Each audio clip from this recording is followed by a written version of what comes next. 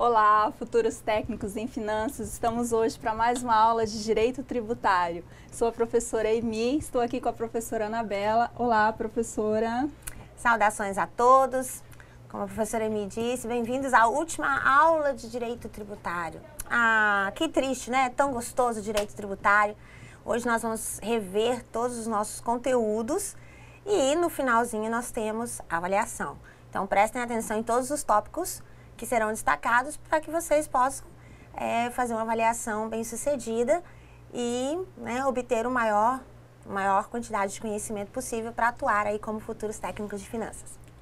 Como disse a professora Anabela, até aqui nós vimos toda a nossa ementa. Começamos no Sistema Constitucional Tributário, passamos pela Lei de Responsabilidade Fiscal, pela Lei de Execução Fiscal e hoje vamos dar uma olhada, uma revisão acerca de todo esse assunto.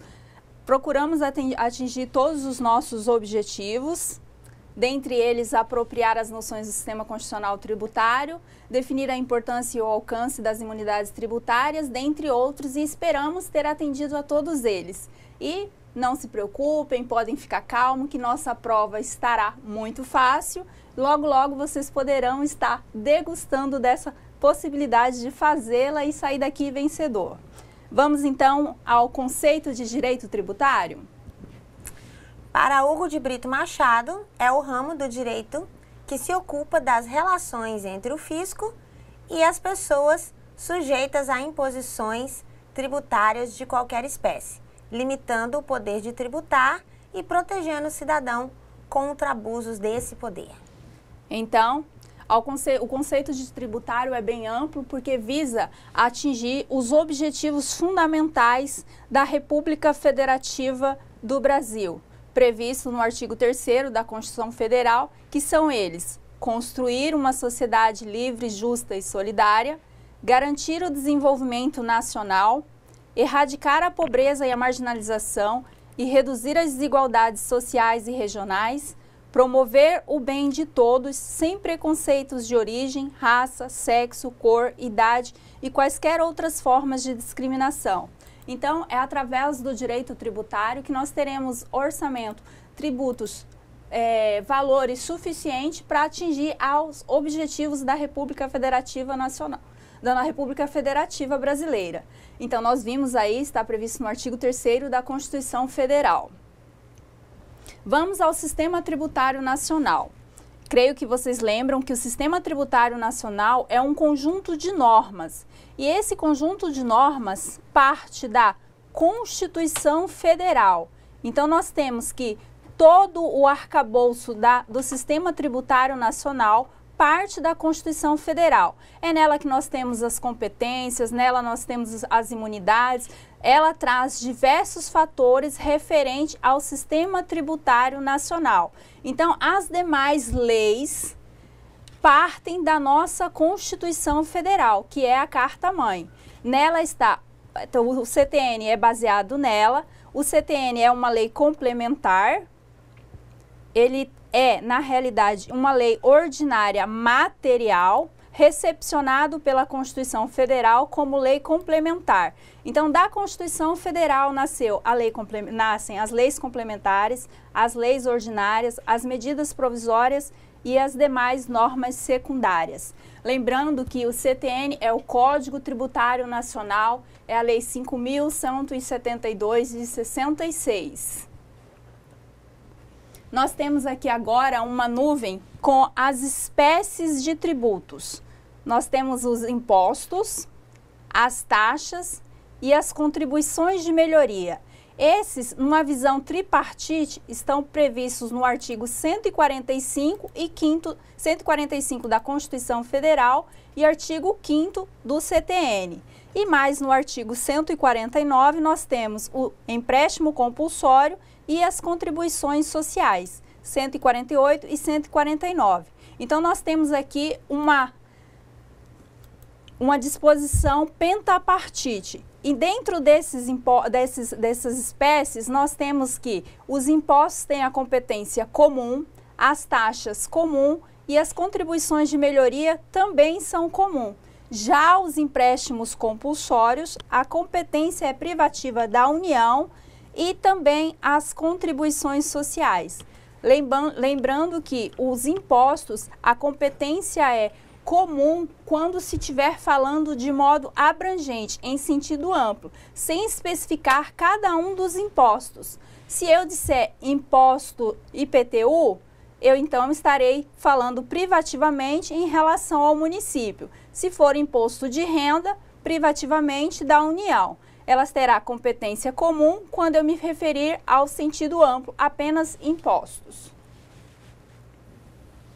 Vamos então agora às limitações ao poder de tributar. Começamos pelo princípio da legalidade. O princípio da legalidade é que todo o tributo deve estar previsto em lei. É vedado à União, o Estado, o Distrito Federal e os municípios instituir ou majorar tributos que não estejam previstos em lei. Na sequência, nós temos o princípio da isonomia ou o princípio da igualdade. O princípio da isonomia e da igualdade significa que todos que estão em igual situação jurídica terão tratamento tributário idêntico. Então, se eu adquiro um carro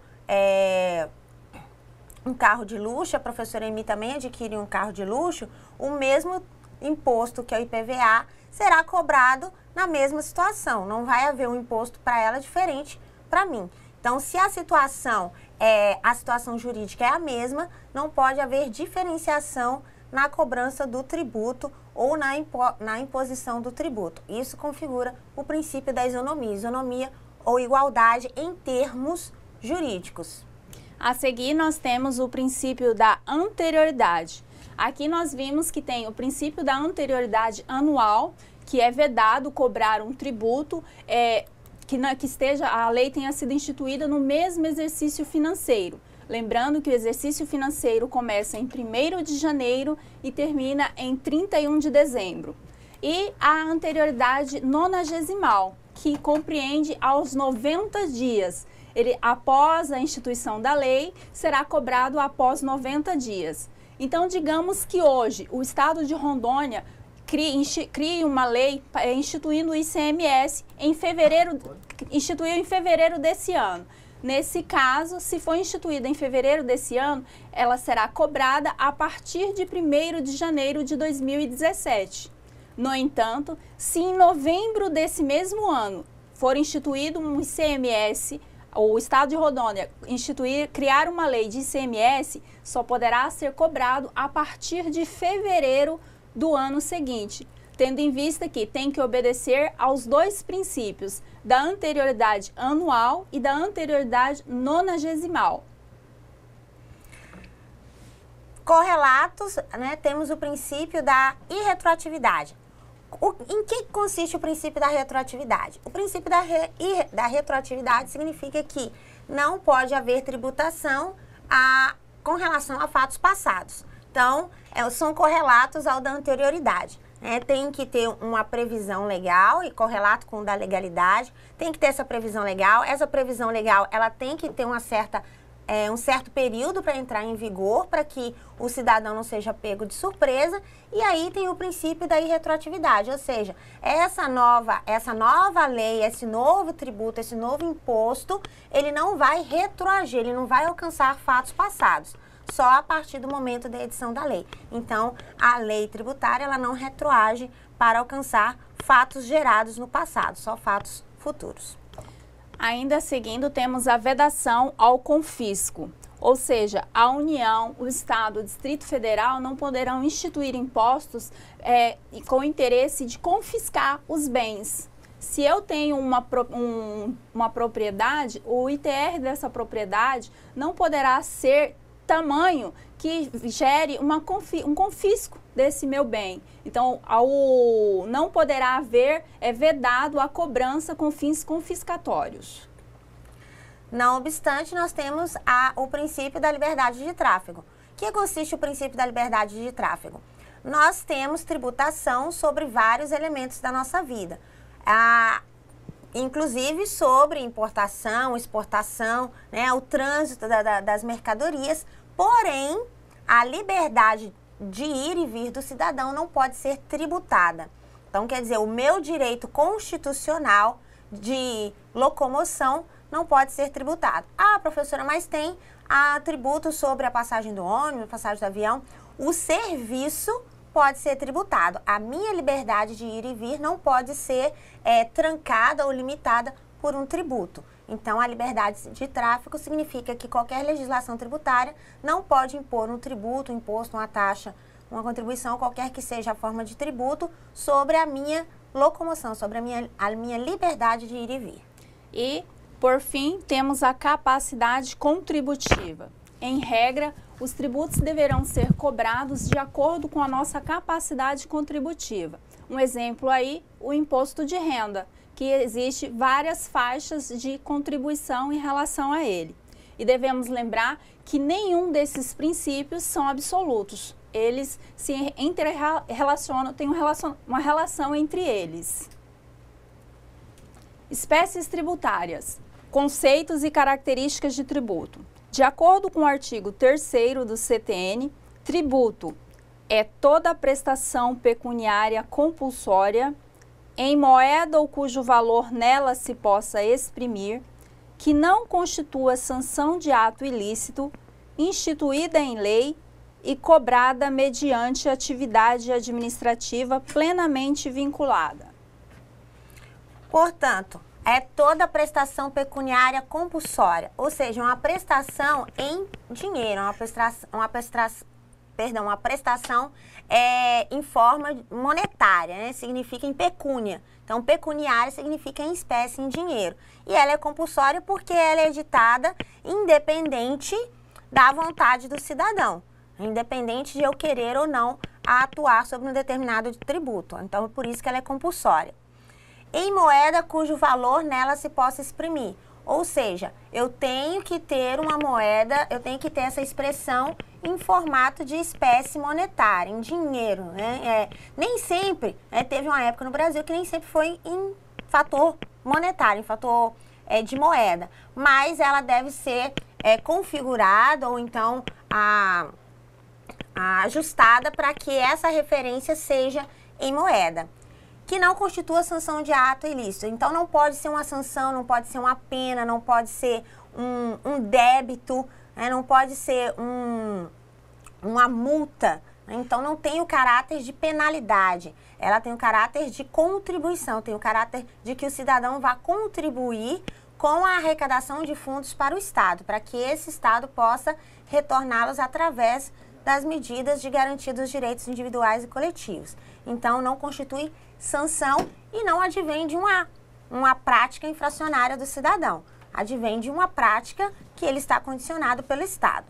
Instituída por lei, como a professora Emi comentou, é o princípio da legalidade. Então, ela não pode ser instituída a qualquer momento, nem de qualquer forma. Só pode ser instituída por lei e a norma específica é lei. Então, eu não posso ter um tributo instituído por resolução, por nenhuma outra forma normativa. A forma normativa é a lei.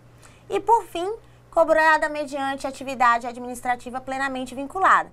Ou seja, é uma ação administrativa, então é feita pelos órgãos estatais, e essa ação administrativa, ela está vinculada à cobrança do tributo. Então, a cobrança, o ato, vai estar, a cobrança do tributo vai estar vinculada a essa atividade e vai estar vinculada à administração. Ela pode delegar essa atividade, como nós vimos na aula anterior e veremos hoje, com relação à diferença entre competência e capacidade, para outros órgãos, mas ela é vinculada desse ponto de vista, vinculada porque a administração vai emitir um processo administrativo de cobrança e esse procedimento administrativo vai ser vinculado a esse tributo.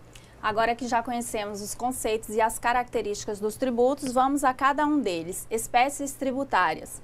Nós temos os impostos, que é o tributo cuja obrigação tem por fato gerador uma situação independente de qualquer atividade estatal específica relativa ao contribuinte.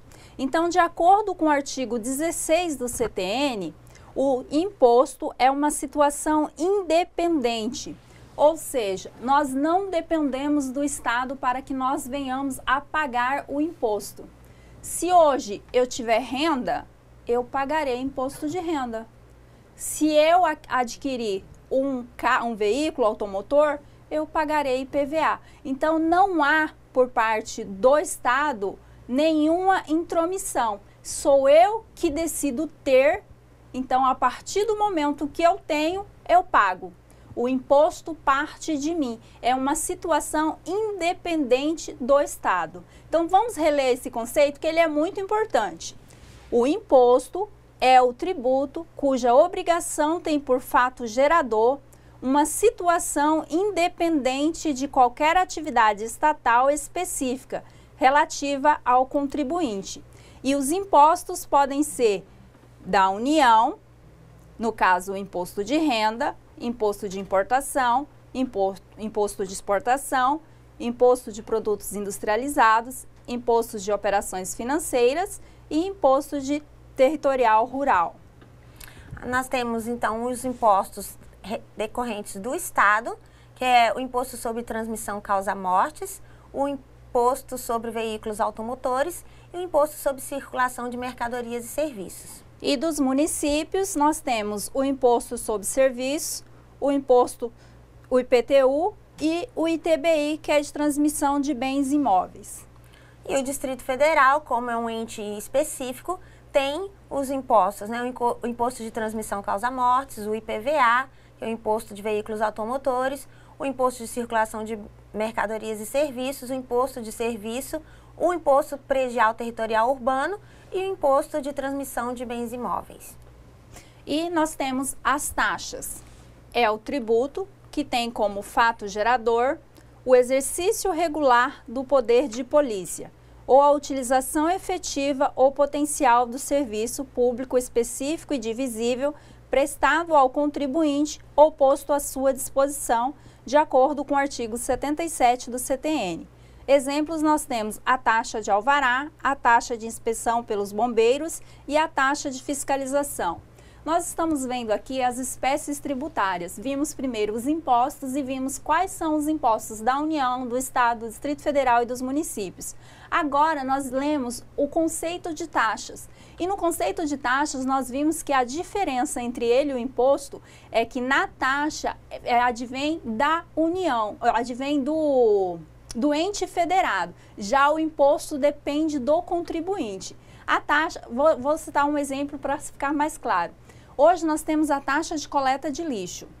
Se o caminhão do lixo passar em frente à tua casa, você estará pagando a taxa, independente se você coloque o teu lixo ou não, porque o serviço está à disposição, à sua disposição. Então, a taxa é uma ação do Estado, o imposto é uma ação sua, é uma ação pessoal, é uma ação do contribuinte. Digamos que você tenha um estabelecimento comercial. A partir do momento em que o Estado vá até lá e fiscalize, ele vai gerar uma taxa, porque houve um gasto para que um fiscal saia do estabelecimento e vá até o seu local de trabalho. Então, será uma atitude do Estado que gerará uma taxa para você. Ainda com relação às espécies tributárias, temos a contribuição de melhoria. Consiste no tributo instituído para fazer face ao custo de obras públicas de que decorra valorização imobiliária, tendo como limite total a despesa realizada e como limite individual o acréscimo de valor que da obra resultar para cada imóvel beneficiado nos termos do artigo 81 do Código Tributário Nacional. Então, a contribuição de melhoria é, se não, também uma atividade advinda do Estado, então é por isso que é uma contribuição. E o fato de ser contribuição é porque o Estado atuou, o Estado enquanto ente maior, né, ele atuou para a melhoria de um determinado local, de uma determinada região, com uma obra pública. Então, por exemplo, foi asfaltada a rua em frente à sua casa, ou foi construída uma unidade básica de saúde, ou uma escola. Essas obras públicas, elas valorizam a região, valorizam o imóvel. Então, é instituída uma contribuição de melhoria para financiar essa obra. Então, a contribuição, ela tem uma, digamos assim, uma ação dupla. Ela tem a ação do Estado com relação à obra pública e o cidadão vai contribuir porque ele terá retorno com relação a essa obra, ou seja, o seu imóvel, principalmente, né, o imóvel onde você reside, terá uma maior valorização diante da obra realizada pelo ente público, seja ele o Estado, a União ou o município. Lembrando que se não houver valorização do imóvel, não haverá essa contribuição de melhoria. Digamos que coloquem aí, construam ao lado do seu imóvel um cemitério. Então, não houve valorização do seu imóvel. Então, você não haverá o custo da contribuição de melhoria. Mas já uma construção de uma escola ou até mesmo um posto de saúde gera um benefício para nós. Então, dentro desta melhoria, você irá pagar esta contribuição. Empréstimo compulsório. Tributo para atender às despesas extraordinárias decorrentes de calamidade pública, de guerra externa ou sua iminência e para a realização de investimento público de caráter urgente e de relevante interesse nacional nos termos do artigo 148 da Constituição Federal. Como exemplo, professor Emi, a gente tem as obras da Copa. As obras da Copa, elas tiveram algumas ações que decorreram de empréstimo. Então, haveria uma colaboração, no caráter de relevante interesse nacional. Então, a Copa era um evento nacional, um evento brasileiro, e algumas obras não tinham como ter todo o financiamento estatal, porque não tinha fundo necessário, e foram cobrados empréstimos. E é empréstimo compulsório porque ele vai ser devolvido para o cidadão, né? Não vai ficar, toda a arrecadação não vai ficar nas mãos da União, do Estado ou do município que tenha feito a obra. Contribuição social. Tributo de intervenção no domínio econômico e de interesse das categorias profissionais ou econômicas como instrumento de sua atuação nas respectivas áreas de acordo com o artigo 149 da Constituição Federal. Então, nós vimos aí as 5 espécies tributárias. São elas os impostos, as taxas, as contribuições de melhoria, os empréstimos compulsórios e as contribuições sociais. Vamos ao próximo tópico? Competência tributária. Nós temos que a competência ela é o poder atribuído pela Constituição Federal aos legisladores infraconstitucionais para que instituam ou modifiquem um tributo. Então, a competência, ela se confunde com o poder de legislar. Só aqueles entes federados que podem legislar é que eles vão instituir ou majorar os tributos. Então, o IPVA será instituído, quem tem competência é o Estado. O IPTU, a competência é do município. O imposto de renda, a competência é da União. Já a capacidade é a permissão que o artigo 7º do Código Tributário Nacional dá para que o ente competente atribua a outra pessoa de direito público as funções de arrecadar, fiscalizar ou de executar leis, serviços, atos ou decisões administrativas em matéria tributária. Ou seja, a competência é do ente. Aí se confunde, como a professora Emi falou, com a competência de legislar, né, de instituir o tributo, majorar ou minorar esse tributo. Já a capacidade, ela inclui como se fosse um ato de execução.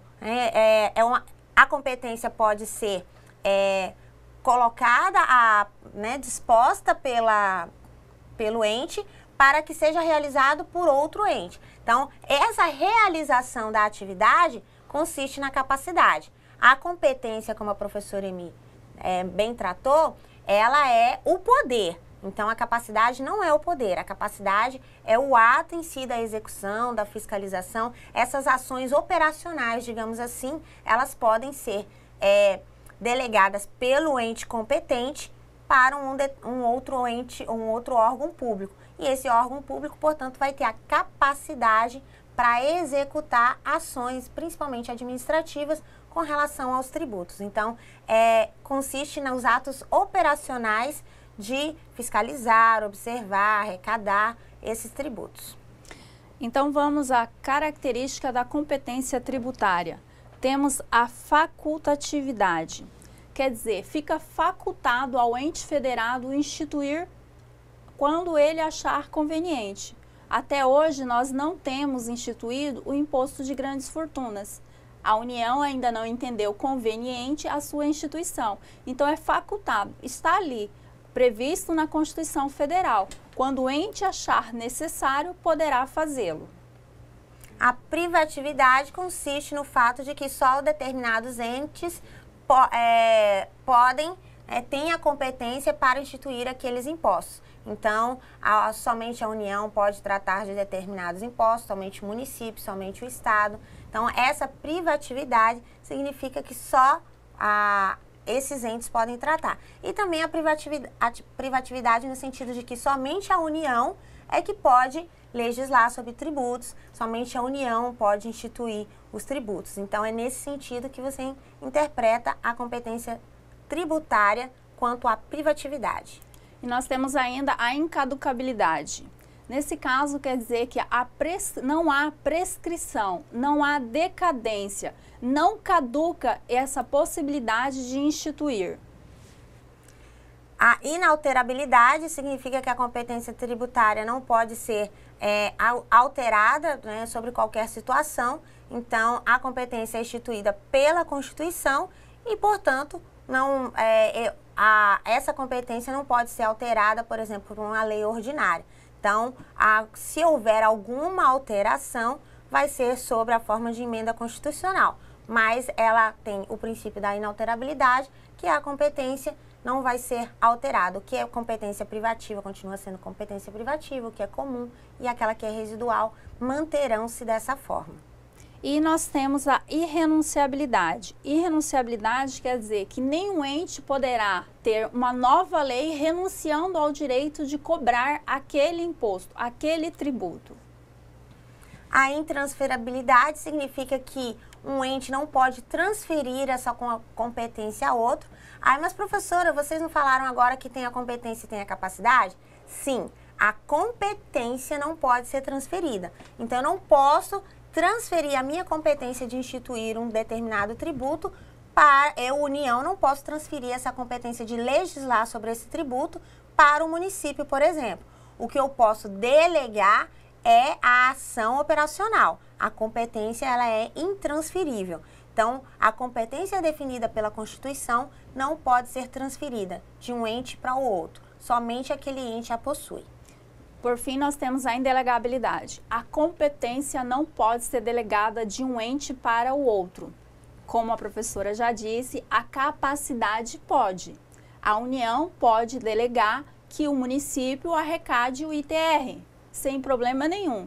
Só que quem vai instituir a lei sobre o ITR é a União. Somente a arrecadação ou fiscalização poderá ser delegada, pois é uma das características da competência tributária a sua indelegabilidade. Classificação da competência tributária. São 3: comum, residual, exclusiva ou privativa. Comum: cada ente político possui, segundo a Constituição, competência para instituir e cobrar tributos, sejam eles impostos, taxas ou contribuições de melhorias. A competência de um ente não exclui a do outro. A competência residual pode ser exercida pela União para instituir impostos mediante lei complementar, desde que não previstos expressamente na Constituição, e ainda que não sejam cumulativos e não tenham fato gerador ou base de cálculo próprios dos discriminados na Constituição. Só observar que esse residual não significa que sobrou, né? Significa que é uma competência que ela pode instituir outros tributos. Então, não é que sobrou competência, é que ela tem essa abertura constitucional para instituir outros tributos. Só que esses novos tributos não podem ter o mesmo fato gerador, nem podem ser sobre os mesmos elementos de outros tributos já existentes. Exclusiva ou privativa é aquela de titularidade exclusiva de determinado ente político, sendo vedada a qualquer outro. Vamos agora a um vídeo sobre elementos constitutivos da obrigação tributária.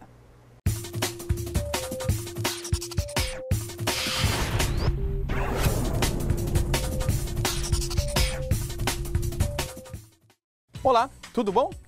Para falarmos em obrigação tributária, teremos de entender conceitos de alíquota, base de cálculo, fato gerador e outros. Mas o que exatamente significa obrigação tributária? Veja o conceito do consultor jurídico Fernando Castellani. Obrigação tributária é a relação formada entre sujeito, ativo e passivo, tendo por objeto direto ou indireto os tributos. Agora você acompanha uma entrevista com o economista Emílio Márcio de Albuquerque, que atualmente é técnico tributário da Secretaria de Finanças de Rondônia. Ele explica conceitos de base de cálculo, alíquota, fato gerador e outros. Olha só.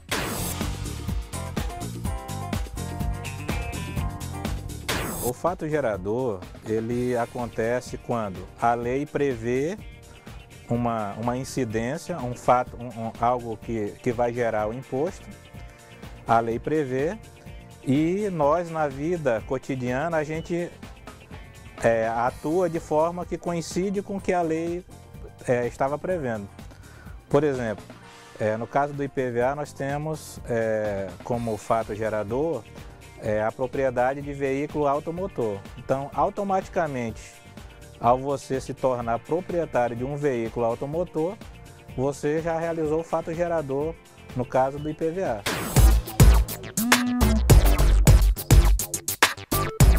Tudo aquilo que vai fazer parte, né?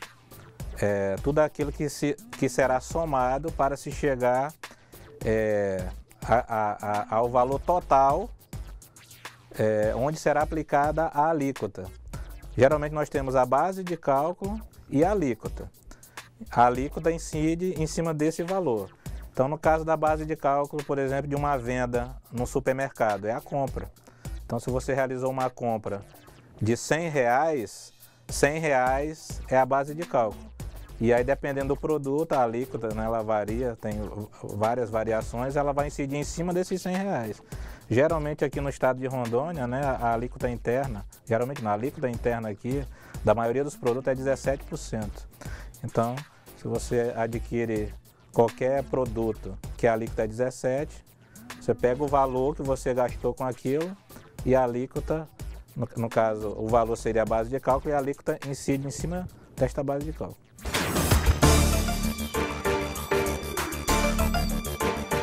Porque a hipótese de incidência, como o próprio nome diz, é algo em que o legislador pensou que pudesse acontecer e que quando acontece, você automaticamente já está obrigado a realizar o recolhimento, né, do tributo.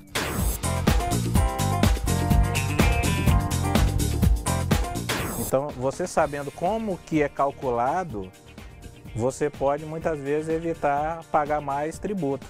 Você pode questionar e de repente pagar só o justo. Enquanto que aquele que desconhece como que se chega, por exemplo, a uma base de cálculo, ele não sabe quando e se acontecer, quando ele está sendo lesado, né? Para se criar uma relação jurídica tributária, são necessários 3 elementos.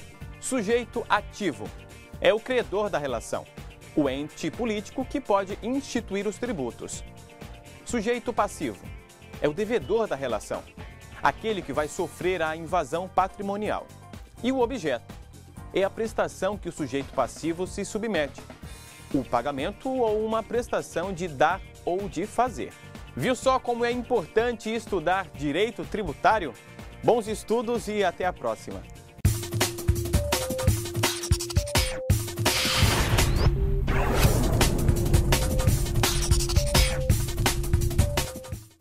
Vamos lá. A obrigação tributária, ela parte de uma hipótese de incidência.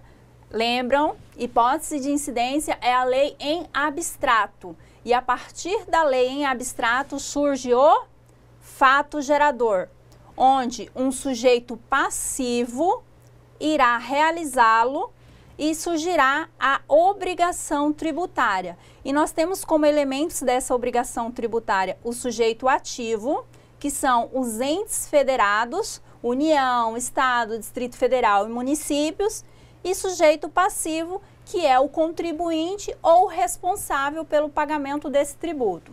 Vamos então a um exemplo. O ICMS, há uma lei em abstrato. O ICMS, há uma lei em abstrato e a partir do momento que um contribuinte realiza esse ato que está em abstrato, surge o fato gerador e com ele a obrigação tributária. Dentro do fato gerador, nós temos os elementos, ele está dentro do fato gerador, então ele não faz parte dos elementos externos da obrigação tributária, mas sim dos elementos internos do fato gerador. Então, quando tem o fato gerador, ele precisa de um montante financeiro, um montante monetário para calcular qual que é a taxa, né? Qual que é o valor do imposto. Né? Nós vimos lá no conceito de tributo e no conceito de imposto que tem que ter uma prestação pecuniária. Então, dentro do fato gerador, nós temos dois elementos, que é a base de cálculo e a alíquota. A alíquota vai ser um valor estipulado, variável. Então, pode ter uma alíquota, por exemplo, o ICMS tem diferentes alíquotas a depender principalmente do estado. Então, a alíquota é essa variável financeira, essa variável monetária que vai ser analisada em cada caso do imposto, da taxa, do tributo, em cada caso do tributo. E a base de cálculo é digamos assim, o elemento geral para calcular o tributo. Então, por exemplo, quando eu tenho o imposto territorial, predial territorial urbano, a minha base de cálculo é o valor venal do imóvel. Então, se eu moro numa localidade, o valor venal vai ser X. Se eu moro num outro bairro, o valor venal vai ser Y. Essa vai ser a base de cálculo. E sobre essa base de cálculo vai incidir algumas alíquotas. Então, esses são dois elementos dentro do fato gerador. Eles se constituem como elementos internos do fato gerador para que seja calculado o montante do tributo a ser pago. Então, as espécies de obrigação tributária, nós temos a obrigação principal e a obrigação acessória. A obrigação principal é a obrigação instituída por lei que, tendo origem com a ocorrência do fato gerador, tem por objeto o pagamento do tributo ou de penalidade pecuniária. Então, na obrigação principal, nós temos uma obrigação de dar ou de fazer, uma obrigação de pagar o tributo em espécies. Já a obrigação acessória... A obrigação acessória vai consistir naquela obrigação que tem por objeto prestações positivas ou negativas por parte do sujeito passivo. Então, não é uma prestação, não que ela seja, por exemplo, eu tenho uma principal e eu tenho um acessório no sentido de que uma complementa a outra. Em alguns casos, sim, eu tenho uma principal e eu vou ter um acessório que complementa. Mas, em alguns casos, eu vou ter somente um acessório. E qual que vai ser a diferença? A acessória significa que é uma obrigação de fazer ou de não fazer. Então, é um ato, não é necessariamente uma contribuição pecuniária. Então, por exemplo, eu tenho que fazer uma declaração. A declaração, ela é uma obrigação acessória, prestar informação a respeito de manter os livros contábeis na minha empresa, é uma obrigação acessória. Eu tenho obrigação de ter esses livros contábeis à disposição. Então, a obrigação acessória, o caráter dela de assessorabilidade é de que ela não consiste em uma ação em pecúnia. Ela consiste em uma ação ou em uma não ação pelo cidadão. Agora vamos aos impostos da União. Imposto de importação de produtos estrangeiros, o II, que é a entrada de produtos no território brasileiro. O imposto de exportação de produtos nacionais ou nacionalizados, que significa a saída de um determinado produto do Brasil para o exterior. Então, quando eu tenho uma empresa e esse meu produto, ele é mandado para fora do país, eu tenho uma exportação. Então, sobre essa ação é configurado o imposto de exportação. Imposto de renda e proventos de qualquer natureza. O fato gerador se dá quando há aquisição de rendas e proventos. O Imposto sobre Produtos Industrializados, o IPI, ele se dá quando um determinado produto é processado pela indústria. Então, a partir do momento que o arroz foi colhido, foi ensacado, né, então eu já tenho um imposto de produção industrial, de produto industrial. Então, sobre esse processamento vai incidir o imposto de produtos industrializados. Então, o fato gerador é essa industrialização do produto. Imposto sobre operações de crédito, câmbio e seguro ou relativas a títulos ou valores mobiliários, o IOF. E Imposto sobre Propriedade Territorial Rural, ITR. E o Imposto sobre Grandes Fortunas, o qual ainda não foi oficialmente instituído pela União. Impostos dos Estados e do Distrito Federal. O ICMS, que é o Imposto de Circulação de Mercadorias e Serviços. Então, seu fato gerador é a circulação de mercadorias e serviços. O Imposto de Transmissão Causa-Mortes, né, que é sobre a transmissão de bens. O IPVA, que é o Imposto de Propriedade de Veículos Automotor, que o fato gerador é a propriedade de veículo automotor. Imposto dos Municípios e do Distrito Federal. O IPTU, que é o Imposto Predial Territorial Urbano. O ITBI, que é Imposto sobre Transmissão de Bens Imóveis. E o ISSQN, que é o Imposto sobre Serviços de Qualquer Natureza. O seu fato gerador é o serviço de qualquer natureza. Agora vamos ao crédito tributário de acordo com o artigo 139 do CTN.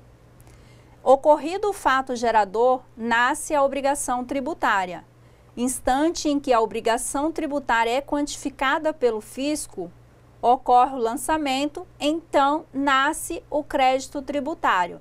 Então, o crédito tributário só nasce a partir do lançamento. Mas o que é esse crédito tributário? O crédito tributário é o vínculo jurídico a partir do qual o sujeito ativo da obrigação tributária pode exigir do sujeito passivo o cumprimento do objeto da obrigação. Para que isso ocorra, nós temos o lançamento tributário. Então, o lançamento tributário é uma ação administrativa. Esse lançamento ele vai fazer o quê? Ele vai formalizar o crédito tributário e sua respectiva obrigação. Diante disso, será verificada a ocorrência do fato gerador. A partir da ocorrência do fato gerador, serão identificados os sujeitos da relação jurídica, então quem é que deve o tributo, bem como vai definir o montante do tributo a ser devido. Então, esse procedimento administrativo configura-se como lançamento tributário. Então, é a operacionalização administrativa do crédito tributário. Vamos às modalidades de lançamento do crédito tributário. Lançamento de ofício. Nenhuma é a participação do sujeito passivo, de modo que toda atividade é desenvolvida pela autoridade competente.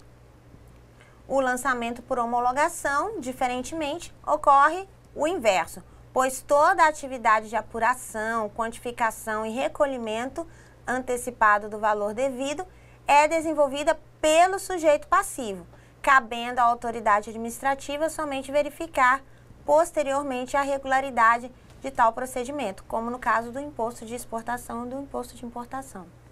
Lançamento por declaração.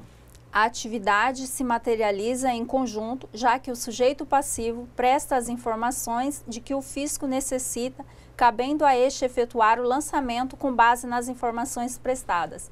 Então, nós vimos aí 3 modalidades de lançamento: de ofício, por homologação e por declaração. E vamos agora às causas modificativas do crédito tributário. São 3. Suspensão, extinção e exclusão do crédito tributário. Vamos a cada uma delas. A suspensão do crédito tributário tem o efeito de impedir a cobrança desse crédito. Tem a previsão legal no artigo 151 do Código Tributário Nacional. E são elas: as causas de suspensão do crédito tributário: a moratória, o depósito, o parcelamento, os recursos e reclamações administrativas e a liminar em mandado de segurança. Já as causas de extinção do crédito tributário têm por objeto resolver a situação jurídica. São elas o pagamento, a compensação, a transação, a remissão, a decadência, a prescrição, a conversão em depósito, a dação, o pagamento antecipado, a consignação e a decisão administrativa ou judicial. E, por fim, a exclusão do crédito tributário, que se dá de duas formas, pela isenção e pela anistia. A previsão legal está no artigo 175 do CTN e tem o efeito de impedir a constituição do crédito. Então, não há nem o lançamento do crédito, ele não é constituído. A isenção consiste na dispensa do tributo prevista em lei, conforme os artigos 176 a 179 do CTN. Como exemplos aqui, podemos lembrar do imposto de renda. Até um determinado valor é isento. A anistia, num sentido amplo, significa perdão. E na área tributária, SABAG, em 2010, afirma que a anistia consiste no perdão legal referente às penalidades pecuniárias decorrentes da prática de determinada infração tributária. Artigos 180 a 182 do CTN. Vamos agora às imunidades tributárias. Representam uma delimitação da competência tributária e, por isso, resulta na proibição de os entes criarem tributos sobre determinados fatos especificados no texto da Constituição Federal, de acordo com o artigo 150, inciso 6. Então, as imunidades tributárias, assim como os princípios, são as formas de limitar o poder de tributação. De acordo com o artigo 150, inciso 6, sem prejuízo de outras garantias, é vedado à União, aos Estados, ao Distrito Federal e aos municípios instituir impostos sobre patrimônio, renda ou serviços uns dos outros, templos de qualquer culto, patrimônio, renda ou serviços dos partidos políticos, inclusive suas fundações, das entidades sindicais, dos trabalhadores, das instituições de educação e de assistência social, sem fins lucrativos, atendidos os requisitos da lei, de livros, jornais, periódicos e o papel destinado à sua impressão, fonogramas e videofonogramas musicais produzidos no Brasil, contendo obras musicais ou literomusicais de autores brasileiros e ou obras em geral interpretadas por artistas brasileiros, bem como os suportes materiais ou arquivos digitais que os contenham, salvo na etapa da replicação industrial de mídias ópticas da leitura a laser. Temos ainda a execução fiscal da Lei 6.830 de 80, que denomina-se execução fiscal a ação de que dispõe a Fazenda Pública para a cobrança de seus créditos, sejam tributários ou não, desde que inscritos em dívida ativa, de acordo com Machado, 2010. Então, a execução fiscal nada mais é do que uma ação judicial de que dispõe a Fazenda Pública para promover a cobrança dos créditos de sua titularidade inscritos em dívida ativa. A ação de execução tem como partes o exequente, que é o ente público titular do crédito respectivo, ou seja, o credor, e o executado, que será a pessoa obrigada a pagar a dívida, isto é, o devedor.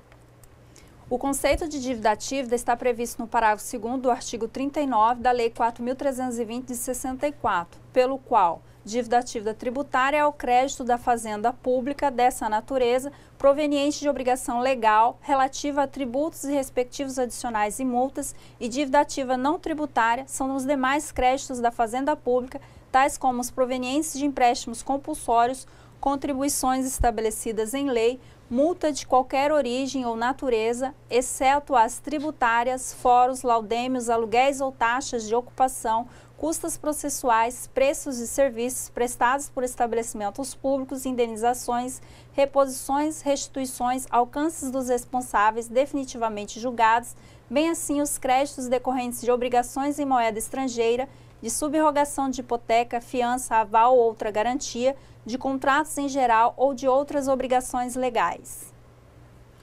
Por fim, nós temos a instituição dos impostos e a Lei de Responsabilidade Fiscal. conforme a Lei Complementar 101 de 2000, que é a Lei de Responsabilidade Fiscal, estabelece uma série de regras que devem ser observadas pelos governantes referente às finanças públicas, especialmente no que se refere à responsabilidade com os gastos e o dever de prestação de contas. Essa lei de responsabilidade, ela vai então equilibrar, o objetivo dela é equilibrar as finanças públicas, equilibrar receita e despesa.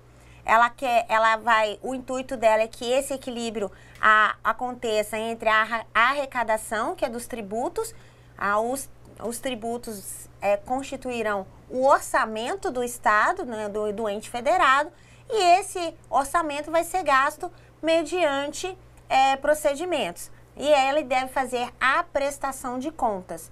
Então, para que o Estado não gaste mais do que ele arrecada, é que foi instituída a Lei de Responsabilidade Fiscal. E a Lei de Responsabilidade Fiscal, ela traz algumas sanções. Entre essas sanções, então, caso o gestor público não cumpra com esse equilíbrio fiscal, né, no caso ele gaste mais do que ele tem em orçamento, serão instituídas sanções institucionais, que é a imposição de penalidades que podem ser institucionais previstas pela própria Lei de Responsabilidade Fiscal, que é para o órgão, e sanções pessoais, previstas em outras leis, como, por exemplo, na 10.028, que trata dos crimes de responsabilidade fiscal. Bem, com isso nós fizemos uma revisão de todo o nosso conteúdo, agradecemos a atenção de vocês, esperamos ter contribuído para a realização da prova de hoje e boa sorte, uma boa prova e até uma nova oportunidade. Nós gostaríamos de agradecer a todos os tutores à distância, a todos os tutores presenciais, a todos os alunos, né, sem os quais, os quais é um motivo de prestígio para nós aqui no IFRO. Então, vocês são o motivo da nossa existência. Gostaríamos de agradecer vocês pela paciência, pela colaboração em assistir às aulas de Direito Tributário. Gostaria de parabenizar os que participaram do fórum, né, dos impostos e competência tributária. Então, infelizmente não temos tempo para falar de todos os comentários, mas a Leisiane de São Miguel do Guaporé, que trouxe até a história do Joãozinho, né? Será que é justo o Joãozinho pagar todos aqueles impostos, principalmente o IPTU? O Washington de Machadinho do Oeste, a Amanda de Costa Marques, a Franciele de Alta Floresta, o Jackson de Jaru, a Josiquele de Jaru, a Thelma de Alta Floresta, a Aparecida Cavalcante de Nova Brasilândia, o Alex de Porto Velho. Essas contribuições foram muito significativas, todas são significativas e a gente trouxe essas apenas para ilustrar a participação de vocês, que é sempre importante durante as atividades de percurso. Então, a Ângela de Cacoal também, agradecemos a todos, especialmente a essa equipe, ao estúdio que esteve aqui nos tornando ainda mais bonitas para a aula. Né?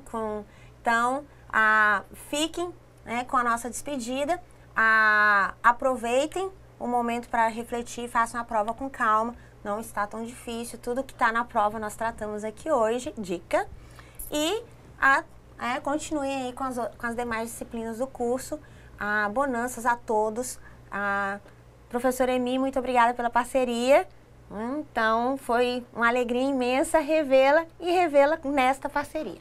Com certeza, afinal fomos colegas no passado e colegas de trabalho agora. O prazer foi meu e até uma próxima oportunidade com todos vocês.